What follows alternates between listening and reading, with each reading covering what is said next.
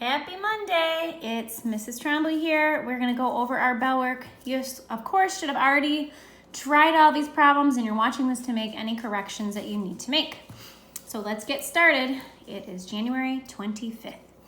We're going to do some rounding here, and I'm going to use that kind of the shortcut method that we worked through on Friday. If you want to use the number lines, or you did, totally fine. I'm really happy that you know how to plot these numbers on number lines, so this is good. For the first set, I ask you to round to the nearest whole number. And again, remember, that means the ones place. So for the first one, that 8 is in the ones place. So I'm asking myself, to the nearest whole number, is this closer to 8 or closer to 9? The number next to the 8 is 4 or less. So that means this would round to 8. It's closer to 8.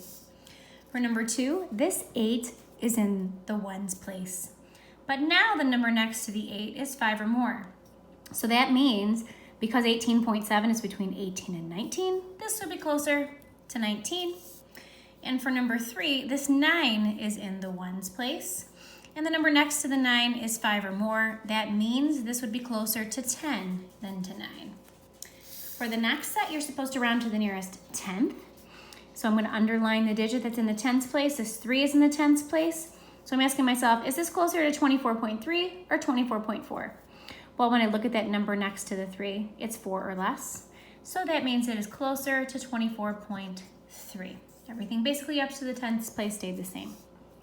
For number 5, this 2 is in the tens place, and the number next to the 2 is an 8. That means that this is going to be closer to 5.3 than it is to 5.2.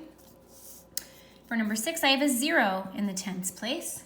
So I'm asking myself, is this closer to 23.0 or 23.1? When I look at the number next to the tens place, it's a 1. That means it's closer to 23.0. Do we have to put that 0.0?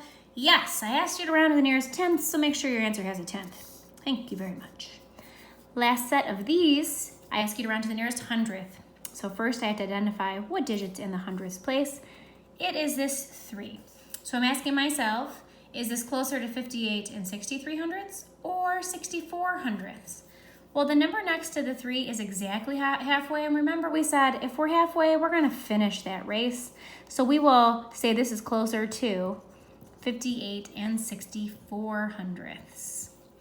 For number 8, this 1 is in the hundredths place, so is it closer to 7.21 or 7.22? Well, the number next to the hundredths place, it's less than 5, so that means it's closer to 7.21. And for number 9, this 9 is in the hundredths place. So I'm asking myself, is this closer to 210 and 9 hundredths, or is it closer to 210 and 10 hundredths? Well, the number next to the 9 is 5 or more, so that means it's closer to 10 hundredths. So you do need to put that 0 there because we're rounding to the nearest hundredths place, so I want a digit in the hundredths. The last little set here, we are just going to compare using less than, greater than, or equal to. And remember we said that we can add zeros in to the right of the last number that's to the right of the decimal because it doesn't change the value. But I'm looking at this first one. This has 113 with no decimal point, and I see the whole number on this is 2. 113 is way more than 2. It doesn't matter that there's 0.135. This means 2 and 135 thousandths. This is way more.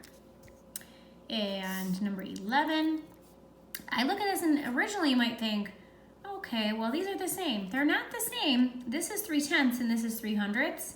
3/10 is the same as 30 hundredths. So what's more, 30 out of 100 or 3 out of 100? Yeah, 30 out of 100. And for number 12, when I look at this, I know that there are, like this is 143, this is 485, but look at your ones place. I have 1 here and 0 here.